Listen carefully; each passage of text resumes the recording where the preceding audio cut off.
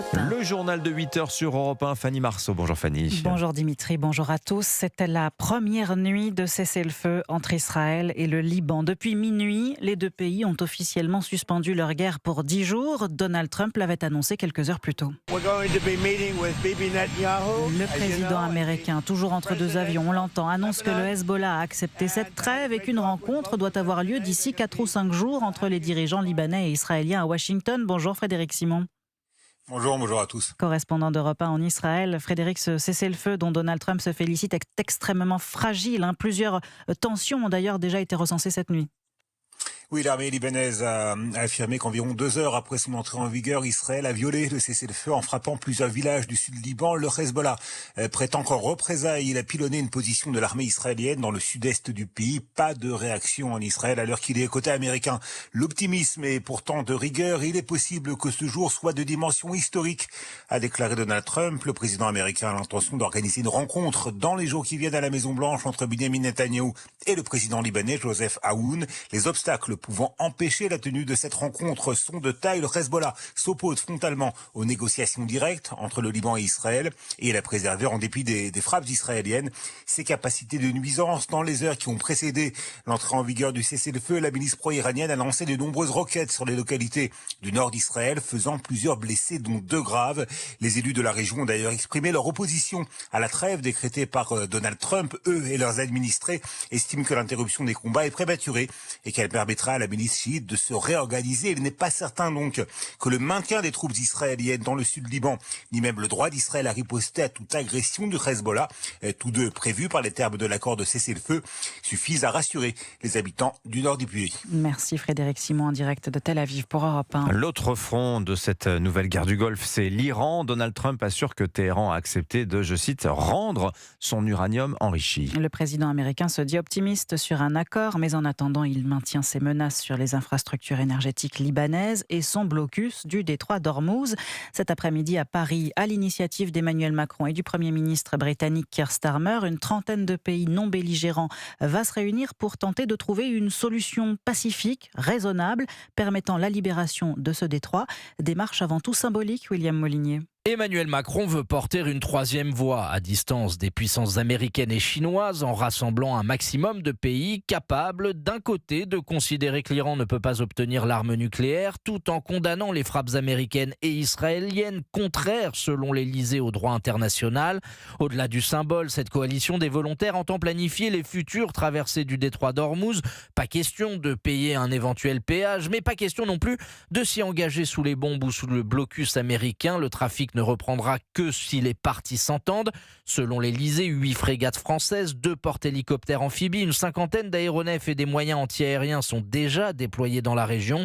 Mais il faudra bien plus pour rassurer les opérateurs maritimes et les compagnies d'assurance qui aujourd'hui ne comptent pas prendre le risque d'engager à nouveau des pétroliers dans le détroit d'Ormuz. William Molinier, spécialiste défense d'Europe 1. Restez avec nous sur Europe 1 dans un instant, direction Poissy. Après l'annonce de Stellantis, le site ne fabriquera plus d'automobile après 2030. Pourquoi l'industrie automobile est-elle sur un toboggan? On voit ça dans une poignée de secondes sur Europe 1. Un matin, 8h05 sur Europe 1, la suite du journal Fanny Marceau, Dimitri Pavlenko. À un an de la fin de son mandat, Emmanuel Macron a dressé son bilan à l'Élysée hier face aux maires nouvellement élus. Oui, au moins 500 chefs d'édilité devant lesquels il s'est notamment félicité d'un printemps de l'industrie en France. Formidable, on réindustrialise. Pendant 12 ans, on a détruit de l'emploi industriel dans notre pays.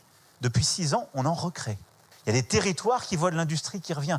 Oui, sauf que les chiffres de l'INSEE ne sont pas si enthousiastes. Le 27 mars dernier, l'Institut pointait des carnets de commandes dégradés et une demande insuffisante, notamment dans les secteurs de la pharmacie, la métallurgie et l'automobile. Et on le voit notamment à Poissy, dans les Yvelines, où l'usine Stellantis, qui produit des voitures depuis 90 ans, va changer d'orientation. Fini la construction, place à la déconstruction de voitures et à la fabrication de pièces automobiles, symbole du déclin de cette industrie qui était encore un fleuron il y a quelques années. Bonjour Christophe Bordet. Bonjour à tous. Changement prévu pour 2028, près d'1 millier d'emplois seraient menacés. Christophe, comment expliquer cette décision de Stellantis de réorienter l'activité du site de Poissy ? Eh bien, tout simplement parce que les ventes d'automobiles s'effondrent en France. D'ailleurs, quand on regarde les chiffres, le niveau de production ne s'est jamais relevé depuis la crise Covid et le confinement. Démonstration, 2019, 2,2 millions de voitures produites, 2024, 1,6 million au niveau donc national. La chute est vertigineuse et la filière auto s'enrhume. On est passé de 390 000 emplois en 2015 à 330 000 l'an dernier et les prévisions tablent sur 260 000 d'ici 10 ans. Toutes les planètes du déclin sont en réalité alignées entre plongeon des ventes, électrification à marche forcée, coûts de production trop élevés et concurrence chinoise pratiquement incontrôlable. Et puis il y a les délocalisations. Les constructeurs comme Stellantis ou Renault produisent de plus en plus dans d'autres pays d'Europe, Espagne, Roumanie, Slovénie, Slovaquie ou en dehors, Maroc, Turquie. Les 2 véhicules les plus vendus en France sont par exemple produits à l'étranger depuis de nombreuses années. La Renault Clio en Turquie et la Peugeot 208 au Maroc et en Espagne. Merci Christophe Bordet. C'était il y a 5 mois la libération de Boualem Sansal après une année de détention en Algérie. Condamné pour avoir usé de sa liberté d'expression, une procédure kafkaïenne que l'écrivain a racontée en détail à Louis Sarkozy dans son podcast En toute liberté, produit par 21 News et disponible dès aujourd'hui sur le site et l'appli Europe 1. On y entend notamment Boualem Sansal décrire son arrestation à l'aéroport d'Alger. Glaçant, écoutez. Je rentre le 16, je suis arrêté à l'aéroport, normalement. Vous tournez votre passeport, c'est un truc habituel. Il le scanne comme ça. Tout d'un coup, il voit sur son écran quelque chose. Et j'ai bien vu qu'il a tiqué. Il prend son téléphone, il appelle. Un policier vient me chercher. Je suis enfermé dans un bureau jusqu'à 2h du matin. Bon, je suis arrivé à 5h de l'après-midi. Et puis, la porte s'ouvre, il y a 4 gars qui rentrent. Ils me mettent les belotes. Et puis, on sort. Là, ils me mettent à Kaboul.